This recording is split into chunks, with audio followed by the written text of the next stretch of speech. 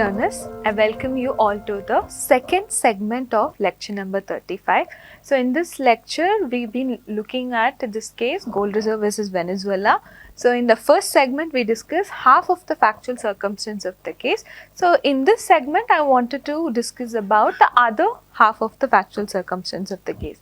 So I ended the last segment by saying that the Brisas concession was terminated. Let me very briefly give you a chronology of the events that had happened.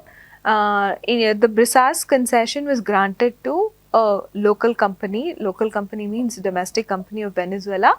Brisas company. It had the Brisas concession. It had the Unicornio concession.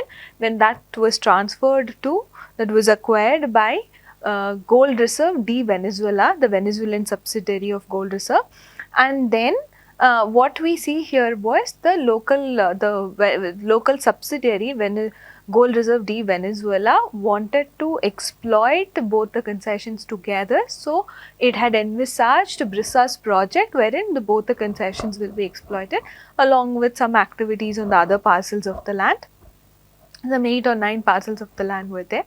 So that is what had happened, and it had gotten the feasibility study approved by Ministry of Mines. Then it had gotten the environmental impact and social impact study approved by the Ministry of Environment. The Ministry of Environment had given the construction permit. Then Initiation Act was refused to be signed by the Ministry of Environment, and the construction permit was revoked. Right. So this is one half of this thing. When the Brisas concession period was only for 20 years. So what had happened was before the expiry of that period in October 2007, the claimant had applied for extension, but no reply. It did not get any reply on that extension application. So what had happened was, by virtue of a domestic law, claimant considered that its request has been granted, but in October 2008, Venezuela asked for filling surface tax, surface mining tax form, a procedure that comes only with regard to an expired concession. So that is when the claimant contested all of those things, and then eventually the Venezuela terminated all mining activities with regard to Brisas concession. It had asked the claimant to hand over the concession back to the state. Then we see then by 2009, Venezuela had terminated the Brisas concession. So that is where we ended our discussion. So this is what had happened. So the termination is said to be based on 3 internal memorandums. And what did this internal memorandum deal with? They stated that the special advantages related to the concession were violated, and there were many special advantages that were applicable with regard to Brisas concession.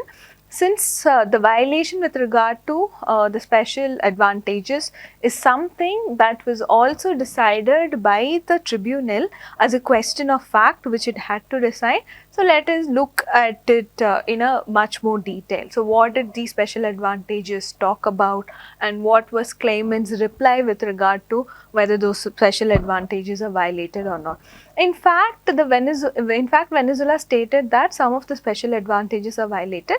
So let us only look at those special advantages which Venezuela claimed to be violated by the claimant, and what was claimant's reply with regard to these allegations. Firstly, let us look at special advantage number 5. If we look at this special advantage number 5, this advantage relates to payment of the 3% exploitation tax of the gold refined. Now, what claimant stated was, claimant stated that these taxes have been paid, and it is also, there is also proof in the form of tax payment forms which was actually submitted to the Ministry of Mines. Special advantage number 6 related to the obligation for the use or the exploitation, the period of 20 years from which the concession was granted. So basically, the special advantage number 6 stated that you have to conduct exploitation within the period of 20 years. And under mining law, what do we mean by exploitation? Exploitation does not mean that there has to be a physical extraction of minerals, but you can also perform other activities which are actually necessary to extract minerals. That could also relate to construction of physical infrastructure. So what the claimant stated was there were many preparatory activities that were performed by them with regard to Brissa's concession, and that is something that was recorded in the technical and economic and environmental study which they had in fact submitted to the Venezuela government, and which they have even agreed also, accepted also, approved also. So in fact, one of the respondent's legal expert also stated that exploitation does not mean extraction. Please note that this was Venezuela's legal expert who had stated that exploitation actually does not mean extraction. So then if we come to special advantage number 7, this related to the commencement of exploitation within 3 years from the date of publication of the mining title in the official gazette. So here what we see is that this was done sometime in 1988. So this term was actually already expired by the time the claimant had acquired this concession. So they had to take certain special permissions from the Ministry of Mines, and Ministry of Mines also allowed it. It stated, Ministry of Mines stated that whatever the deficiencies that were there in terms of the prior owner, then that can be cured by the claimant, and an extended timeline was also given to the claimant for submitting the feasibility study. So that is something, special advantage number 7 was something that the claimant already had taken permission from the Ministry of Mines. Then if we look at special advantage number 8, that actually related to the manufacturing and refining of the extracted minerals within Venezuela. So here also we could see whatever limited quantities of minerals was actually extracted by the claimant from 1992 to 1997 that were actually manufactured and refined in Venezuela itself, and this is something that they had recorded in the report that they had submitted to the Ministry of Mines, and it is something that is also there in the annual reports of the claimant as well.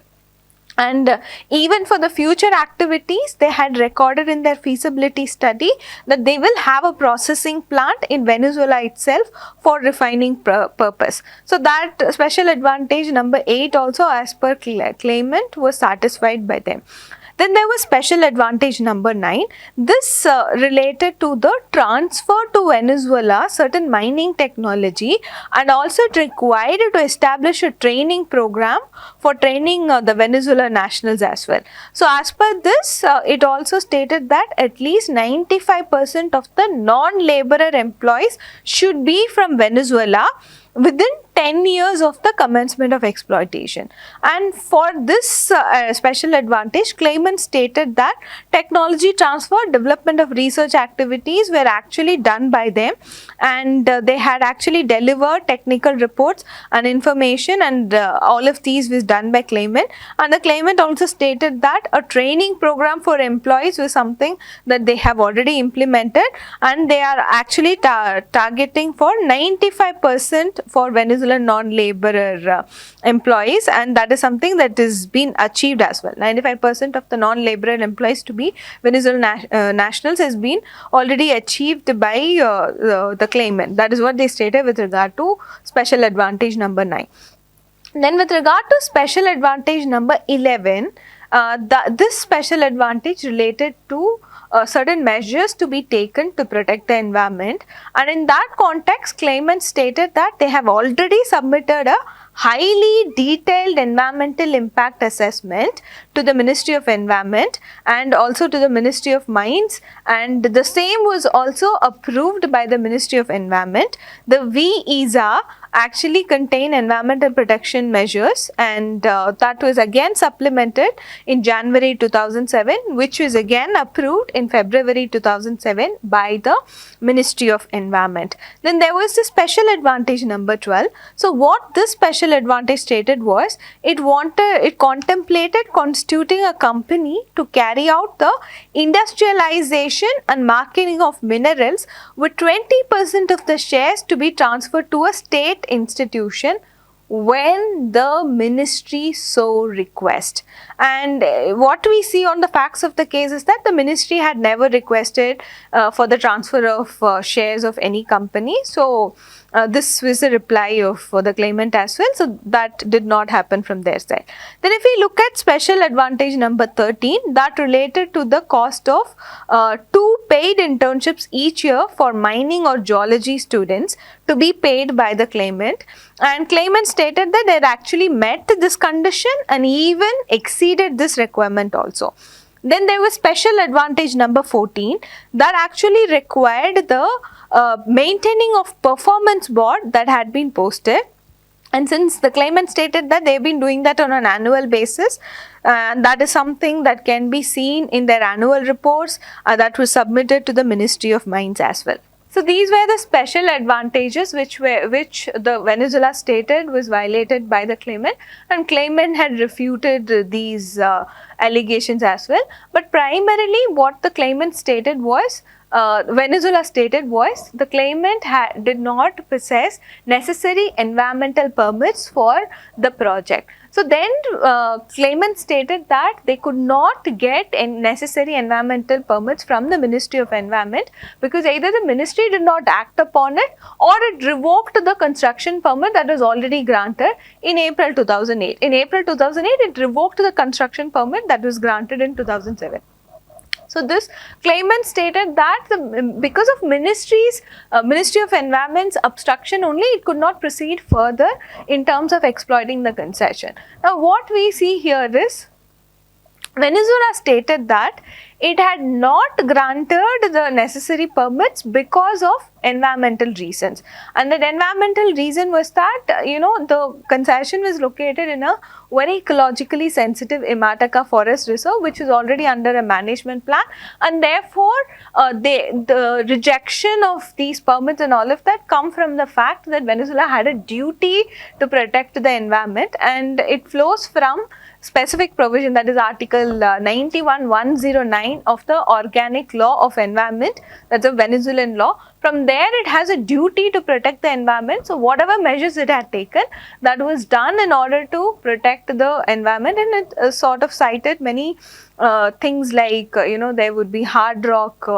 some problems with regard to hard rock, acid and all of that, acid leakage. So it had many problems that it cited in the context of environment, and also wanted to protect the indigenous population who resided in Imataka Forest Reserve. So whatever actions Venezuela had taken, it stated that that was a legitimate regulatory measure. It had a duty to protect the environment. In fact, that is when the claimant stated that the actions were taken because there was a change in the political stance of Venezuela post 2007. So the claimant stated that until 2007, their feasibility study was approved, their VESA, that is the environmental impact and social impact study, was approved, construction permit was given. Then in 2007 onwards, there was a shift with regard to the political stance of Venezuela, and that can be seen because Venezuela had partnered a joint venture with another company, Rusaro. So whatever activities were taken, that was pursuant to this. In fact, the claimant had cited to a speech that was made by President Chavez in his address to the nation, where he said, they're going to take back all the mines back from foreign companies and all of that. So claimant cited to that, and the claimant stated that they had a meeting with Minister Ortega, who said that now the matter is in President's hand. Even Vice President also stated that it was out of control. So all of these pointed to the fact that whatever measures that they faced after 2007 was a result of this political shift in political ideology, and in fact they requested a meeting with President Chavez, which was never granted. Instead, they could only meet with the vice minister to the president. So that is what the claimant was saying, that no meeting was granted and all of that. So all of these actions were not taken in order to give effect to the Venezuelan environmental law, but rather it was done because of the shift in political ideology. And to support this, the claimant submitted a PowerPoint presentation made by Ministry of Mines, and in that there was the content of the PPT, the PowerPoint presentation, stated that they will not grant environmental clearances to the American and Canadian companies, HICLEC, Crystalex and Gold Reserve. All of these were mentioned here. In fact, we will also discuss Crystalex versus Venezuela case at a later point of time in this course itself. That is also a very important and interesting case. You will see the President Chavez name, authorization to affect natural resources, and Imataka Forest Reserve. All of these words you will hear again when we discuss that case as well. Right, so coming back to this case, so it stated that if we look at the content of the PPT, we get to know that the Ministry of Mines wanted to deny the environmental permit to take back the mines from foreigners, and all of that is clearly visible. So all these measures were taken not to give effect to the Venezuelan environment law, but because of the shift in political ideology. This was a contention, and the claimant also stated that whatever measures it had taken, due process was not followed. Venezuela did not maintain a transparent and a predictable framework. So these measures again led to violation of the provisions of Canada-Venezuela BIT. But before we go and discuss into the merit stages, there were certain questions of fact that the tribunal had to take a decision on, especially the one relating to the why extension request denied or granted, because there was one provision, right, Article 25 of the mining law, which spoke about positive administrative silence. So if you have not taken a decision for 6 months, then that means your request has been granted. So all of these are there. So initially the tribunal had to decide certain questions of fact. So we will discuss that first before we discuss the merits of this particular case. What were the violations of the BIT that were claimed by the claimant, and what was the tribunal's decision. So that we will discuss in the fourth segment onwards. But for the third segment, let us discuss the tribunal's decision with regard to the question of facts. Thank you.